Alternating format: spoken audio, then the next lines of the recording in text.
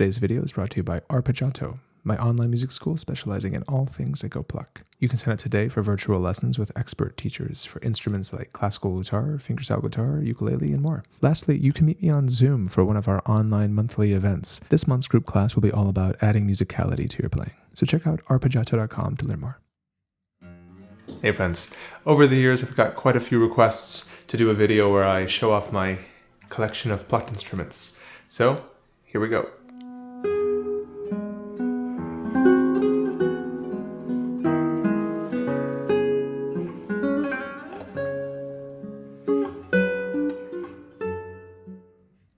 So my newest instrument is this really beautiful bowlback mandolin, which I'm guessing comes from about the turn of the century, so maybe somewhere around 1900, but I've yet to do a lot of research on it. I really just got this, and my plan is to restore it to make it playable, because as of now, not quite playable. But I think I can fix it up. It's made by Rudolf Wurlitzer, and it's made in Cincinnati, Ohio. Like I said, it has a bowl back. You can see the different ribs here, the bent pieces of wood, just like on a lute. When you look closely, you can really see and feel all the wear and tear, which is just, what happens over time. And actually, to be honest, I really think all these little dings, as long as they don't affect the sound, all these little scratches and wear marks, they just add character to the instrument, and they show the life that this thing has lived. I really believe that instruments are tools, and we should play them. So the fact that this has been played a lot and it shows isn't a bad thing. I think it's kind of a beautiful thing, actually. My other newest instrument is one that I've had my sights set on for quite a long time, and finally have been able to acquire one. This is called an arch lute, and as you can see, it is quite hard to fit in frame. And that's because it's 6 feet tall.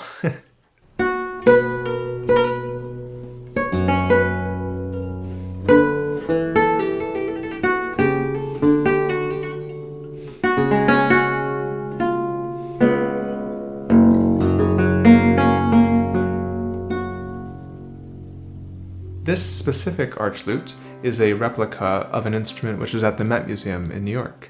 It was made in 1725, the original, by David Tekler. And you might be thinking, wait a minute, this looks like a theorbo. And it's true. Arch lutes and theorbos look quite similar. The main difference is that the arch lute has high notes. Just like a Renaissance lute, it's tuned in G, whereas a theorbo can't go this high. The highest note on a theorbo is a B, usually on for the open strings, but the highest open string is quite higher, a G. The instrument has 14 pairs of strings. Each pair we call a course. We play them as one, kind of like on a 12-string guitar or a mandolin. One of the coolest parts of the instrument has to be the fact that the neck just kind of keeps going. It's like a giraffe guitar. And at the top we have another peg box of tuners, of pegs up here. And the reason it's so long is so that we can have deep bass notes.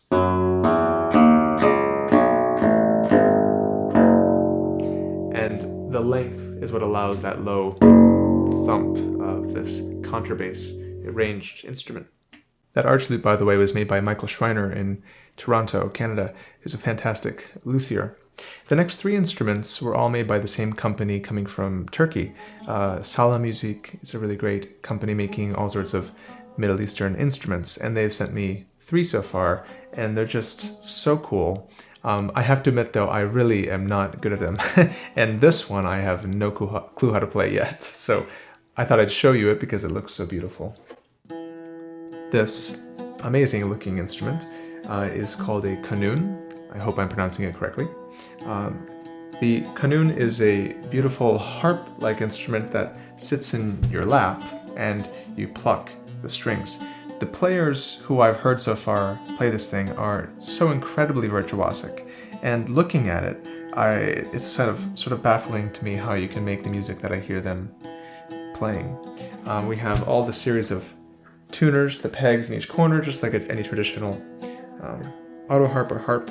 And then there are 3 strings per note. Obviously, I haven't even tried to tune this thing yet.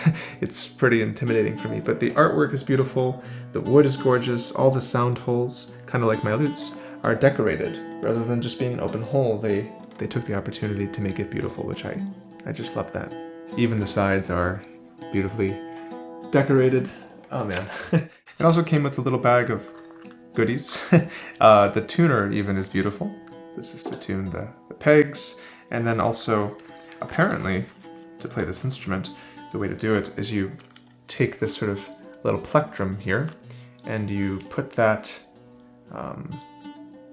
inside of this little aluminum thing, and then we have picks on the end of our fingers to pluck. Again, obviously I didn't tune it, so it doesn't sound beautiful yet, but please look up good Kanon players. Maybe I'll throw a link in the description for you to check it out. I really have to meet a Kanon player and have them explain to me more about how this instrument works. Next up, we have another instrument by Salah Music. This is the oud. It's an instrument that I'm really happy to have.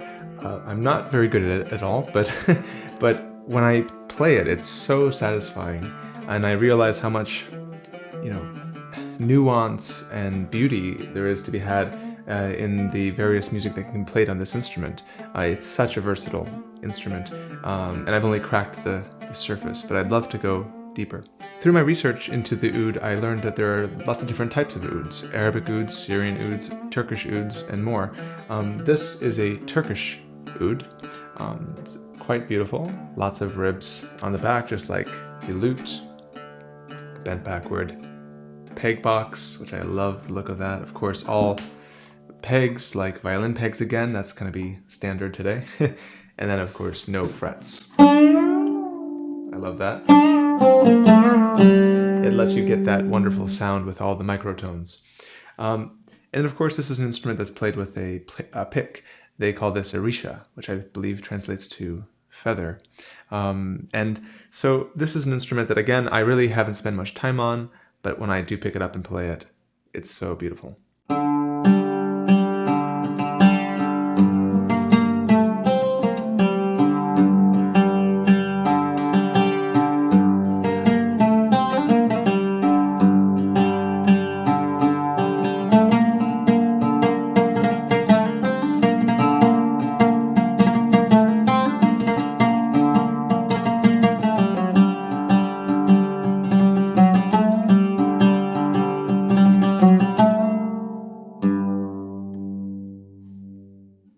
The next instrument I got from Salah Music was this really cool electric oud, an instrument which I didn't even know existed until recently.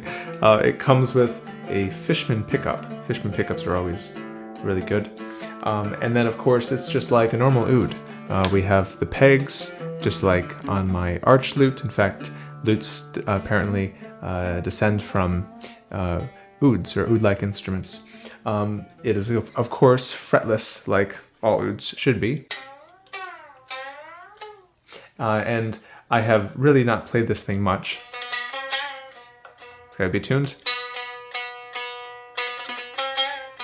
I have a lot of work to do to make my oud playing sound acceptable, but I think I'm gonna have some fun plugging this into an amp and seeing what types of sounds I can get. This gorgeous instrument is called a Baroque Loot. It's made by a company in France called Le Lute Doré, which means the golden lute.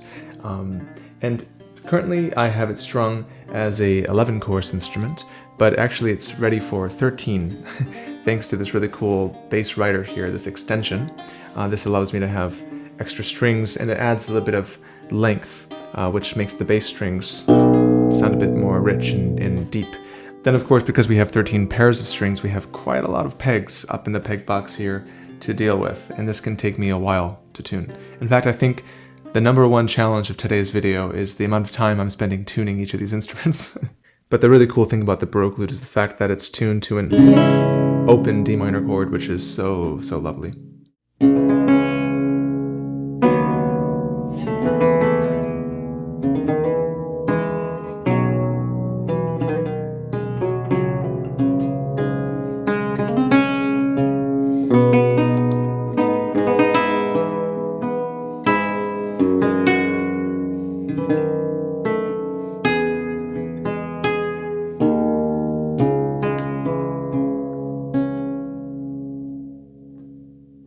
And like all the other lutes, let's not forget how beautiful the back is with this really cool bent backward pig box. Now before we can get the Baroque lute, we have to have the Renaissance lute, right? So smaller and less strings. This one is actually an 8-course lute. I currently only have it strung as a 7-course though. And of course this is my go-to instrument for all my Elizabethan gigs and Renaissance music gigs.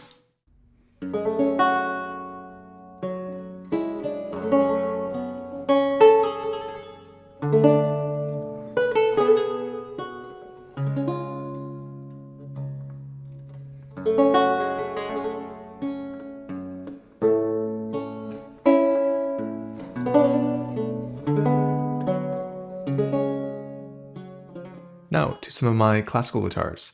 I have 2 guitars by Sayers. They're a company in Singapore who make some really reasonably priced instruments.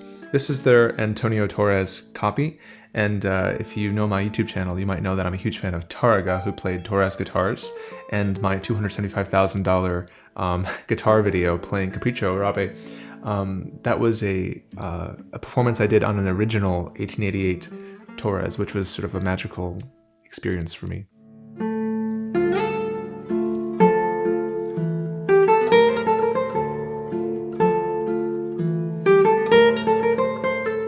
This replica is actually surprisingly convincing, and I really love to play it. Another thing I love about this guitar is that it has a shorter scale, so the scale length is measured from the saddle to the nut, and that distance usually on a standard classical guitar is about 65 centimeters. This one is only 64, and just that 1 centimeter less kind of gives you a bit more of a compact feel, and actually I really like it. I love smaller guitars, and even guitars smaller than 64 are so comfortable to play, especially as you get closer and closer to the early 19th century guitars.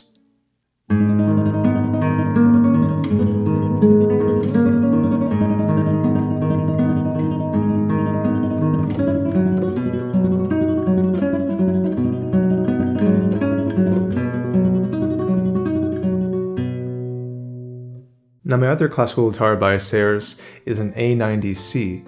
The C stands for cedar, because classical guitars often come in either spruce top or cedar top, and the wood changes the character of the sound, the timbre. So this is a darker guitar, and actually it's a pretty cool instrument because the top has a lattice bracing, which is a way of bracing the top piece of wood here in a way that vibrates very freely, supposedly, and I think I really can tell the difference from the standard bracing. Now I actually have this instrument strung as a left-handed guitar right now, just as sort of an experiment on my own. So I was seeing if I could figure out how to play lefty, and I have to say it's super hard.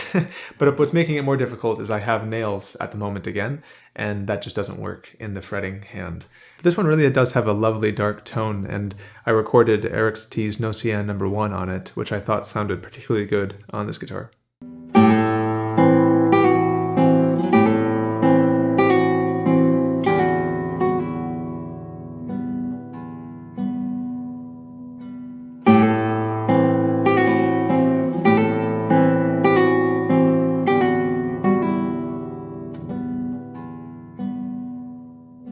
This instrument, by the way, is one of 2 today that are actually for sale right now. I would love to keep all my instruments, but practically I'm a professional musician who needs the right tools for the job, and I need to make space for some new instruments. So this one's for sale, and then we'll catch up with another one later on.